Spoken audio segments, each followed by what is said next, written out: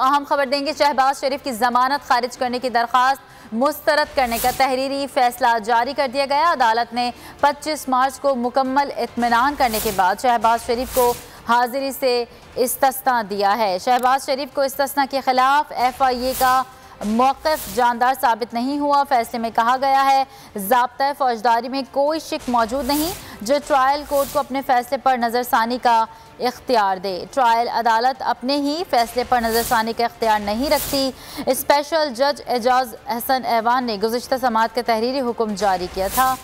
इस हवाले से मज़ीद क्या तफसीलात हैं बताएंगे हमारे नुमाइंदे मुनीर बाजवा। जी मुनीर। जी बिल्कुल, लाहौर की स्पेशल कोर्ट सेंट्रल में शहबाज शरीफ की अदब पेशी की बुनियाद पर उनकी जमानत मंसूख करने पर FIA की दरख्वास्त मुस्तरद करने का तहरीरी फैसला जारी किया है और अदालत ने इस दरख्वास्त को मुस्तरद करने के हवाले से जो वजूहात बयान की हैं वो ये कहा गया है कि अदालत ने 25 मार्च को शहबाज शरीफ को मुकम्मल इत्मीनान करने के बाद उनकी हाजिरी माफ़ी मंजूर की थी, जबकि शहबाज शरीफ को इस्तिस्ना देने के खिलाफ जो FIA की दरख्वास्त है उसमें FIA का मौक़िफ़ जानदार साबित नहीं हुआ और अदालत ने ये फौजदारी के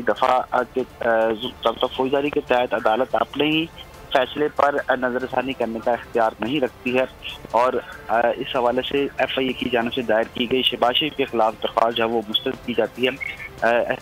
special court central Ejaz Hasan Awan ने इस दरख्वास्त को मुस्तरद करने का तहरीरी फैसला जारी किया और ये तहरीरी फैसला 2 सफ़हात पर मुश्तमिल है।